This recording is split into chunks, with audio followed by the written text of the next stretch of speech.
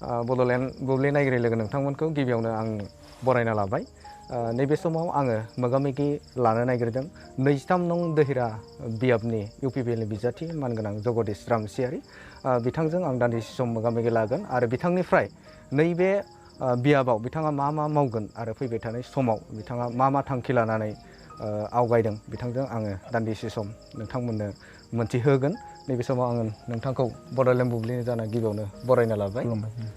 आङो नोंथांनाव गिबियावनो सोंनो लुबैदों जे नोंथाङा इउपिपिएल राजखान्थि हान्जानि सासे नैबे दिहिरा बियाबनि नोंथाङा सासे केन्डिडेट। दा बे हिसाबाव नोंथाङा एरियानि जाना मा मा थांखि लानानै नोंथाङा बे राजखान्थि हान्जायाव बाहागो लानो थाखाय थांखि लादों? गिबियावनो बेखौ बुंनांगोन जे 17 बोसोर बैसोआव बिपिएफ सरकारा जेबो माने जोंनि समस्थिनि जिखिनि जेंना अभाब जिखिनि आंखाल बेखौ सुफुंनो हायैयाव रायजो राजाफ्रा गोबां दुखु खस्थ' जारला सहायनांदों। बिथांमोननि जिखिनि रायजोनि दुखु जारला सहायनांनाय बिनि सायाव आं गोबां रायजो राजाफ्रा आंनि खाथियाव आर'ज गाबनायखौ बुंनांगोन जे आंनि खाथियाव गोबां माने रायजोफ्रा फैनानै जेरैबायदि बिथांमोननि दुखु फोरमायनाय बे फोरमायनायनि सायाव आंहा गोबां माने साननाय फैदोंमोन। बे साननाय फैनायनि जाउनावनो आं जिथुनिखि रायजो राजानि किसुमान ससियेल खामानि मावबोदोंमोन नालाय दा बे हिसाबै रायजो राजाफोरा जि आंनि सायाव फोथायनाय लाबोनानै जिखिनि माने बिथांमोना बुंनाय खावलायनाय बे लेखायै आङो रायजोनि जाना खामानि मावनो आं दिनै इउपिपिएल हान्जानि बिजाथि महरै 23 नं दिहिरा समस्थियाव केन्डिडेट जोंनि दोलोनिफ्राय आं मोनदों।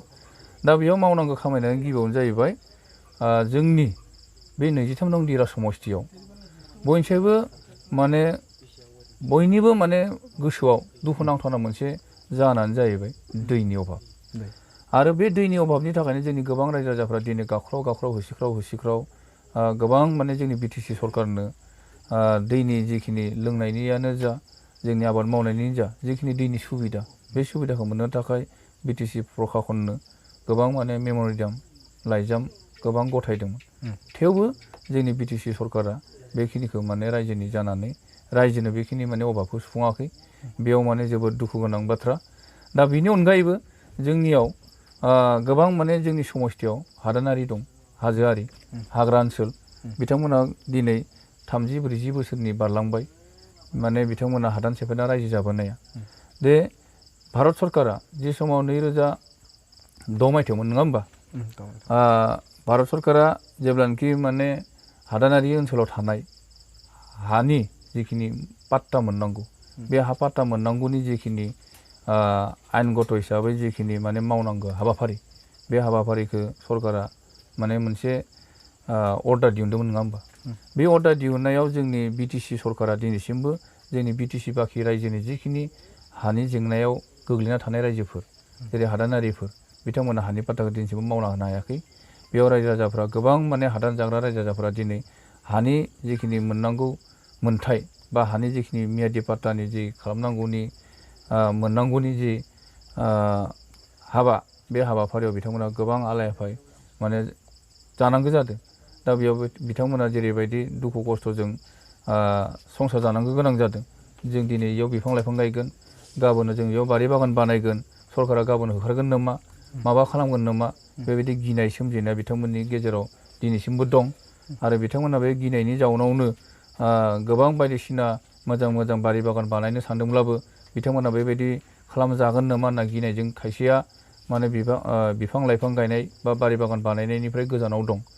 दा बेबायदिनि समयसाखौ सरकारा खाना होनाय जिखिनि हानि पाट्टा मोननांगौनि जिखिनि सरकारा होनाय बेखिनिखौ मावफुंनो थाखाय मोनफुंनो रायजो राजाफोरनो मोनफुंहोनो थाखाय आं रायजोनि जानानै आं देरहालाङोब्ला बे जोंनि बिटिसिआव जोंनि इउपिपिएलनि सरकार फैयोब्ला बेबायदि हानि समयसाखौबो मावफुंगोन होननानै आं रायजो राजाफोरनो प्रतिश्रुति होबोदों।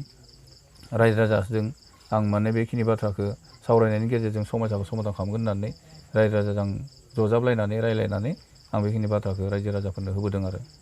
दा बेनि अनगायैबो जोंनि समयसाया गोबां दं दिरा हिसाबै समस्ति हिसाबै। जेरै जोंनियाव गोबां माने दंग' दांला दं, दैमा दैसा दं, हाजोनि अखानि दैया फैयोब्लानो जोंनि गोबां हा खुरखाना लाङो। जेरै उल्था खुन्दा दंग' बान्दो जोङो थेना लाङो, बेयाव जोंनिया उल्था खुन्दा जानानै बान्दोआ बायलाङो। दा बेबायदि गोबां माने हा खुरख'नाय दं, गोबां बान्दो जोंनियाव दै नाला लांनो गोनां, गायनाय आबाद फोथाराव दै लांनायनि जि बान्दो बेफोरो माने जोंनियाव गोबां माने खस्थ'। रायजो राजाफ्रा माने दैज्लां सफैयोबा दैनि थाखाय बान्दो थेनांबाय थायो, हाग्राजों हाजों बान्दो होयो, दसेनो अखा बारा हायोब्ला बे बान्दोखौ माने दसेनो बुफायना लाङो आरो लोगो लोगो अखानायैनो बान्दो खोफिननो गोनां जायो, ना हालौनो ना खामानि मावनो ना बान्दो थेनो। थिग बिदि गोबां समस्या दं। आरो बेनि अनगायैबो जोंनियाव फरायसालिफोराव थांनो थाखाय लामाफोरा जोबोद माने गाज्रि, गथ'फ्रा स्कुलाव थांनांगौबा माने गिनांगौ दं, माने गोबां जाम्फै दं, दंग' दं, दलं गैया, लामाया गाज्रि। दा दैमा माने दैज्लां बोथोराव दैमाया देरो, बे दैखौ जोङो बारसोमनानै बिमा बिफाया दैमा बारसोमनानै गथ' गथायखौ बारहरनांगौ आरो गोदोरथार जायोबा बिमा बिफाल' नङा रावबो बारनो हाया, अब्लाना जोंना गथ'फोरा स्कुलाव थांनायाबो बन्द' जायो। थिग बिदि गोबां समस्या दं।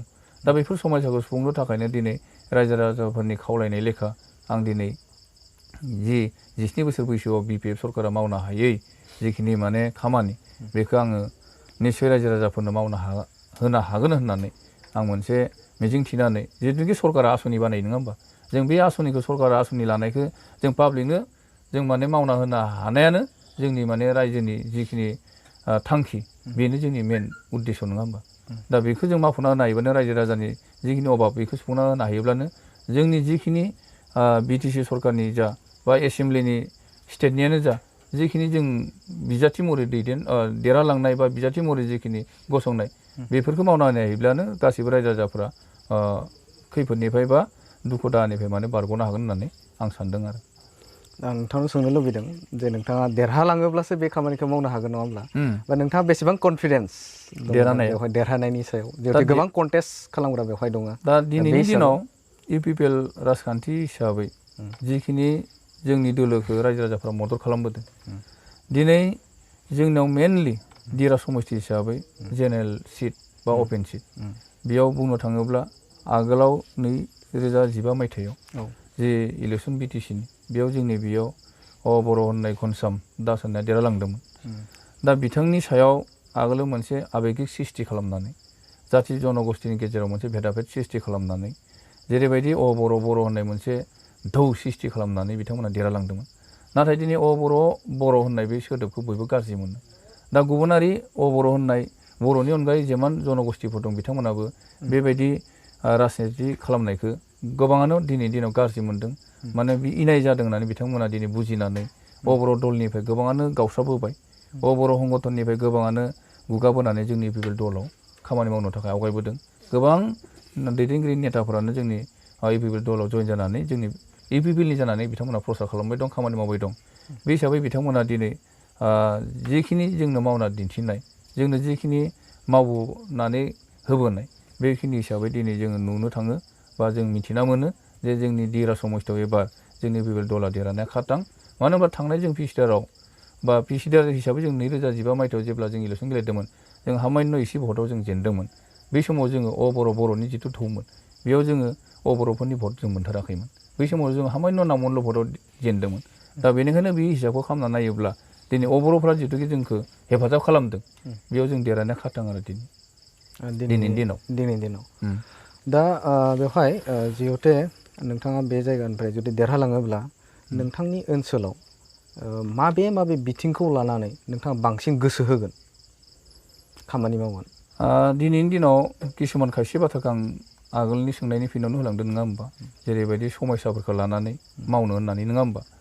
दा जों जिखिनि दिनै नुनाय हिसाबै बुंनांगौब्ला माने जोंनि लाइमोन सुबुं माहारिया दिनै गोबाङानो माने लेखा फरा फरायनानै गोरों गोरा जानानै आलाय सिलाय माने बेकार माने जिउ खुंनो गोनां जादों नङा होमबा। सोरबा बायदिया माने न'नि अबस्थाया गाज्रि, साख्रि बाख्रि गैया, लेखा फरा गोरों जानानै बाहेराव कम्पानियाव खामानि मावहैनांदों, बाहेरायाव थानानै माने जिउ खुंनांदों नङा होमबा। दा बेफोरबायदि समस्याखौ जाहाथे जों सुफुंना होनानै रायजोनि मोनसे जोङो लाइमोनफोरनि मोनसे जों फसंथान बा बिथांमोननि जिउखौ रैखा मोननो थाखाय जों माबा मोनसे सुबिदा खालामनो हागोन नामा, बा हानायनि जिखिनि जोंनि सरकारनियाव जिखिनि नियम बा जिखिनि माने सरकारा मावनो गोनां आसनि, बे आसनिखौ जोङो निस्सय जोंनि दोलोआ सरकारा जुदि जोंनि जामारोब्ला बेफोर आसनिखौ जों गायसनगोन होननानै जों थांखि लादों। जि लाइमोनफोरनि जिखिनि जिउ खुंनाय राहा, बे राहाखौ जोङो निस्सय लाइमोनफोरनो जोङो होनो थाखाय जोंनि सेथि पदक्षेप जागोन आरो बे। दा इउपिपिएल हिसाबाव बेसेबांसो आखन मोननानै सरकार खुंनो हागोन होनना नोंथाङा फोथायो? दिनैनि दिनाव अल अभार बिटिसिनि जिखिनि इउपिपिएलनि रिजाल्ट बेखौ जोङो बुंनांगौब्ला दिनै जोङो 30निफ्राय लानानै 25सिम हमना ला आप 30 बिनि डाउनाव फैब्लाबो 25 मथा मथि 25निफ्राय लानानै हमना ला 30 जन जोंनि इउपिपिएल दलनिफ्राय केन्डिडेटआ माने जै जागोनखौ जों नुहुरदों आरो बेखिनि केन्डिडेट देरहालाङोब्लानो जों सरकारखौथ' निस्सय सालायनो हाखागोन नङा होमबा? मानो होनबा जोंनियाव 20निफ्राय सासे बारायब्लानो 21 जन मोनोब्लानो जोंनि बिटिसिआव जों सरकार खुंनो हायो। दा बेनिखायनो जोंनि अकल इउपिपिएलआल' 21 जन देरहालाङोबानो जोङो हारसिङैनो जों सरकार खुंनो हायो। जुदि जों 20नि सिङाव मोनोब्ला जों गुबुननि सहाय लानाबाबो जोंनि सरकारा जागोन। दा बेनिखायनो जोंनि इउपिपिएलनि जिखिनि बिटिसिनि मावनाय जिखिनि माने जोंनि लिडारफोरनि जिखिनि साननाय बे साननाय हिसाबै जोंनि रिजाल्टआ दिनै 25निफ्राय लाना 30 जननि गेजेराव देरहानाया खाथां जाना दं आरो। जिहेतु सिगाङाव बिपिएफआ सरकार खुंदोंमोन दा बिथांमोननियाबो जिहेतु गोबां एक्जिस्टिं जिहेतु खायसे एमसिएलए दंखायो थाखानाय दा बिथांमोना बारग' जाबाय नाथाय बिथांमोनाबो एसे गोहोमा बारा दा बे बेलायाव बिथांमोनजों बेसेबां कन्टेस्ट जागोन बायदि इउपिपिएलआ? दा दिनैनि दिनाव बे नोंथांनि बियाबनिल' बाथ्रा बुङाखै गुबुन गुबुन बियाबखौबो लाना बाथ्राखौ आं सोंदों नोंथांनाव। दा दिनैनि दिनाव बिपिएफ हान्जानि जि बिथांमोननि नुथाय बेखौ बुंनांगौबा दिनै बिथांमोननि कर्मिफोरनि जिखिनि रल बेखौ बुङोब्ला बिथांमोना मोनसेबो समस्यायावनो दिनै देरहानायनि प्रभाब गैया। मानो होनोब्ला नोंथांमोना पेपारल' नङा मिडियाल' नङा नोंथांमोना ओरैनो हुवा हु किसुमान प्रेक्टिकेलाव मोनबोदों नङा होमबा? दिनै बिथांमोननि बिपिएफनि लिडारफोरानो दिनै गावसोरनि बिपिएफनि दोलोखौ गारनानै गुबुन दोलाव जइन जागासिनो दं। दा दिनै बिथांमोना सरकाराव थानानैबो सरकाराथ' बायबाय दा नङा होमबा? दिनै स्टेटआव बिथांमोना सरकार दं नङा होमबा? जयेनलि सरकार थानायावबो बिथांमोननि मन्थ्रिफोरानो एमएलएफोरानो दिनै गावसोरनि दोलोखौ गारनानै गुबुन दोलोआव हाबहैनो थांगासिनो दं। दा बेयाव नोंथाङा सानहरदो दिनै बिथांमोननि सक्तिया थायोमोनब्ला बिपिएफआ दिनै गोहो गोरामोनब्ला बिथांमोना गावसोरनि दोलोखौ गारनानै बेलेगाव थांनो हायामोन। दिनै बिटिसि हिसाबै बिपिएफनि जिखिनि कर्मकर्ताफोर बा मावग्रा लिडारफोर बिथांमोननि सायाव रायजो राजाफ्रा फोथायनाय गैया। बिथांमोननि सायाव रायजो राजाफोरा जिथुखि गाज्रि मोननाया हाबबाय बिथांमोना एबार बिटिसिनि जिखिनि इलेक्सननि जिखिनि केन्डिडेट बिटिसिआव जिखिनि गेलेगोन बिथांमोननि सायाव रायजो राजाफ्रा सासेखौबो फोथायनाय लायैलाय बिथांमोना निस्सय एबार जों बिटिसिआव जेनखागोन जोंनि सरकार जाखानाय नङा। गतिके बिथांमोना बिटिसिआव थानानै गोबां केलेंकारि खालामदोंमोन नङा होमबा?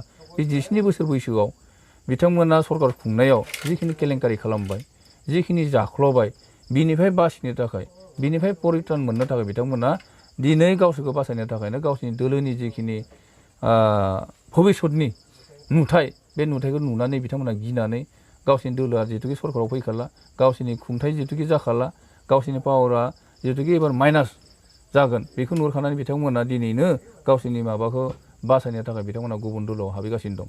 दा बेयावनो नोंथांमोना प्रमानखौ मोनदो नङा होमबा? बेयावनो नोंथांमोना प्रमानखौ बुजिनानै मोनबाय नङा होमबा? दा एबार इउपिपिएलनि जिखिनि थौ फैनाय बे धौआव रायजो राजाफ्रा जेरैबायदि बारसोमदो बिपिएफखौ गारै गारै बिपिएफ दलखौ दा बेयावनो बिथांमोना गिनाय मोननानै बिथांमोना दिनै गावसोरखौ बासायनो थाखायनो गुबुन दलाव हाबहैगासिनो दं। आरो नोंथांनाव मोनसे सोंथि सोंनो लुबैदों जे गभर्नर रुल जागासिनो दा बे बेलायाव बिथांमोना पिआइएल होदों दा बेनि सायाव नोंथाङा माबाफोर बुंगोन नामा? दा दिनै बिनि जिखिनि हाग्रामाया जिखिनि पिआइएल होनाय दा बेयाव बिथाङा बुजिनायबो बुजिबायदि रायजोफोरखौ गोसो हमथाना लाखिनो थाखाय आं दिनैसिमबो सिबिआइनो दं होनना बुङाखै होनबा मोनसे बाथ्रा बियो गावनि सरकारानो गैला गावनि पावारानो जिथुखे गैला दा गावबो सासे जों बायदि केन्डिडेटसो नङा होमबा? दा थेवबो आं दिनै सरकार गैयाब्लाबो आंनो सिब आं दाबो सिबावनो दं होनना बुङा होमबा? दा थिग बेबायदिनो बियो गभर्नरनि सायावबो जिथुखे बियो बे माबाखौ खालामदों नङा होमबा? दा बियो रायजोखौ हमथानो हागोन खोमा रायजोखौ आं लाखिनो हागोन खोमा होननानैसो बेखिनि खामानिखौ मावदों। दा बेयाव बिथाङा मावनायनि जिखिनि माबा होनाय केस होनाय बे केस होनाया ओरैनो मिनिंलेस बिथाङा बेयाव देरहानो हाया। बिथाङा रायजो राजाफोरखौ थगायनो थाखाय रायजो राजानि गोसोखौ एसे बोनो थाखाय गावसोरनि कर्मिफोरखौ लाखिथ'नो थाखाय बेखिनि खामानिखौ मावदों बिथाङा मिथिखानानै मावदों। दा बिथाङा दिनैनि दिनाव गावसिनि लिडारफोरनि सायावनो फोथायनाय गैयै जालांदों। गावसिनि लिडारफोरानो गावसिनि कर्मकर्ताफोरानो हाग्रामानि सायाव माने जि नुथाय बेखौ नुनानै बिथांमोनानो गावसिनिफ्रायनो साइड लागासिनो दं। दा बेनिखायनो रायजो राजाफोरनि जि साननाय हनाय रायजो राजाफ्रा जिखिनि लुबैनाय बे लुबैनायखौ निसय इउपिपिएल सरकारा होनो हागोन होननानैनो रायजो राजाफ्रा मोनसे मिजिं थिनानै दिनै जोंनि इउपिपिएलनि दलाव रायजो राजाफ्रा बेखायनो बयबो दोलो बोलो माने जेब्लायबो माने लोब लोब फैनानै जोंजों खामानि मावफैगासिनो। नैबे समाव बिथाङा जाखिनि नैबे गावनि समस्थियाव मावनो गोनां जे खामानिफोर बा इयुनाव बिथाङा देरहालाङोब्ला बियाबनि थाखाय खामानि मावगोन बेखौ बिथाङा रोखायै फोरमायदों। नोंथांमोना हयथ' बुजिना मोनदों आरो जोंबो नोंथांखौ खुबैसा जनायो जे नोंथाङा नैबे फैबाय थानाय बिसायख'थि जेब्ला जागोन अब्ला देरहालाङो बेखौ नोंथांखौ शुभेच्छा जनायनानै नैबे समाव नोंथांखौ साबायखर बावो।